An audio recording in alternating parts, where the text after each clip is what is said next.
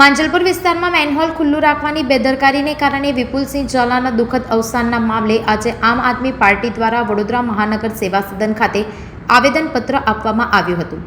ટાંકી સફાઈની કામગીરી દરમિયાન પાણી પુરવઠા વિભાગ દ્વારા મુખ્ય રોડ પર મેનહોલનું ઢાંકણું ખુલ્લું રાખવામાં આવતા આ દુર્ઘટના સર્જાઈ હતી। આ ઘટનાને લઈને આમ આદમી પાર્ટીએ તંત્ર અને કોન્ટ્રાક્ટરની ગંભીર બેદરકારી સામે કડક આક્ષેપ કર્યા હતા।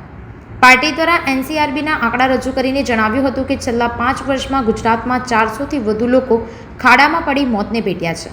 જવાબદાર અધિકારીઓ અને કોન્ટ્રાક્ટર સામે માનવવધનો ગુનો દાખલ કરવાની માંગ સાથે ગુજરાત પ્રદેશ યુવા પ્રમુખ બ્રિજરાજસિંહ સોલંકીની આગેવાનીમાં વીએમસી કમિશનરને આવેદનપત્ર આપવાનો પ્રયાસ કરવામાં આવ્યો હતો।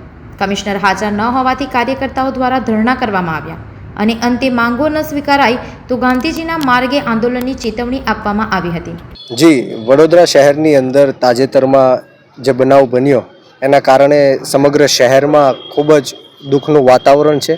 જે રીતના આશરે 35 વર્ષનો એક યુવાન આ કોર્પોરેશનની બેદરકારીના કારણે ગટરમાં પડીને જે મૃત્યુ પામે છે ત્યારે ખૂબ જ દુઃખનો વિષય છે। ત્યારે આમ આદમી પાર્ટી વિરેનભાઈ રામી, અશોકભાઈ ઓઝાના નેતૃત્વમાં આજે આમ આદમી પાર્ટીની સમગ્ર ટીમ કમિશનર સાહેબને મળવા માટે આવેદનપત્ર માટે આવી હતી, પરંતુ ગાંધીનગર હોવાના કારણે અમે ડેપ્યુટી કમિશનરને આવેદનપત્ર આપ્યું ને અમારી માંગો ચોકી છે કે આવનારા દિવસોમાં જે વડોદરા શહેરની અંદર વિકાસના નામે જે ચારેય બાજુ ખાડાઓ કરવામાં આવ્યા છે, એનસીઆરબીનો રિપોર્ટ એવું કહે છે કે ગુજરાતની અંદર 5 વર્ષમાં અંદાજિત 500 કરતાં પણ વધારે નિર્દોષ ગુજરાતીઓના ખાડામાં પડવાથી જીવ ગયા છે।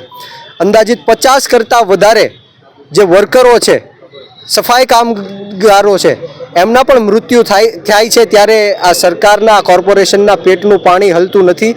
આવનારા દિવસોમાં તાત્કાલિક ધોરણે જે કોઈ પણ જવાબદાર અધિકારીઓ હોય એને ભારતીય ન્યાય સંહિતા મુજબ 1061 મુજબ એની ઉપર એફઆઈઆર કરવામાં આવે। આ પીડિત પરિવારને 5 કરોડ રૂપિયાની આર્થિક સહાય પણ આપવામાં આવે અને જે કોઈ પણ કામગીરી ડેન્જરસ સાઇટ્સ છે એની ફરતા બેરિગેટિંગ કરીને સાયન્સ બોર્ડ લગાડીને તાત્કાલિક ધોરણે આની કામગીરી પૂર્ણ કરવામાં આવે એવી માંગ સાથે આવનારા દિવસોમાં આમ આદમી પાર્ટી જરૂર પડે તો ગાંધી ચિંધ્યા માર્ગ ઉપર અને જરૂર પડે તો શહીદ આઝમ સરદાર ભગતસિંહના માર્ગ ઉપર પણ અમારી આંદોલન કરવાની તૈયારી છે।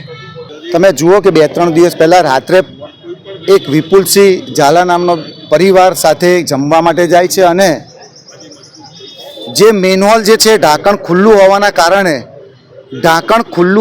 કારણે અંદર પડી જાય અને મૃત્યુ થાય। આ માનવ સર્જિત ભૂલના કારણે જ્યારે આ ઘટના બની હોય ત્યારે અમારી માંગ છે કે વડોદરા મહાનગરપાલિકાના કમિશનરે રાજીનામું આપી દેવું જોઈએ।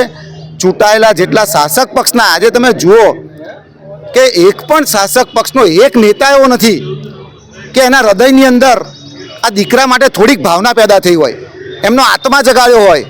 ક્યાંક ને ક્યાંક આ પરિસ્થિતિનું નિર્માણ એટલા માટે થયું છે કારણ કે એમને ખૂબા ભરી મત આપ્યા છે એટલે સત્તાની નશામાં અત્યારે મદમસ્ત છે। પણ મારે કહેવું છે કે આ પરિવાર સાથે આમ આદમી પાર્ટી છે। અમારી માંગ કમિશનર સાહેબને છે કે આ પરિવારને 5 કરોડ રૂપિયાની આર્થિક સહાય મળવી જોઈએ।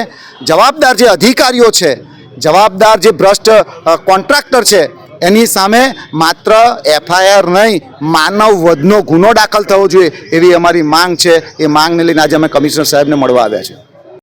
સંવાદદાતા સાથે અભિપ્રાય ન્યૂઝ વડોદરા। આવા જ વધુ સમાચારો જોવા માટે સબસ્ક્રાઇબ કરો અમારી યુટ્યુબ ચેનલને અને જોડાયેલા રહો ફેસબુક, ઇન્સ્ટાગ્રામ અને ટ્વિટર પર।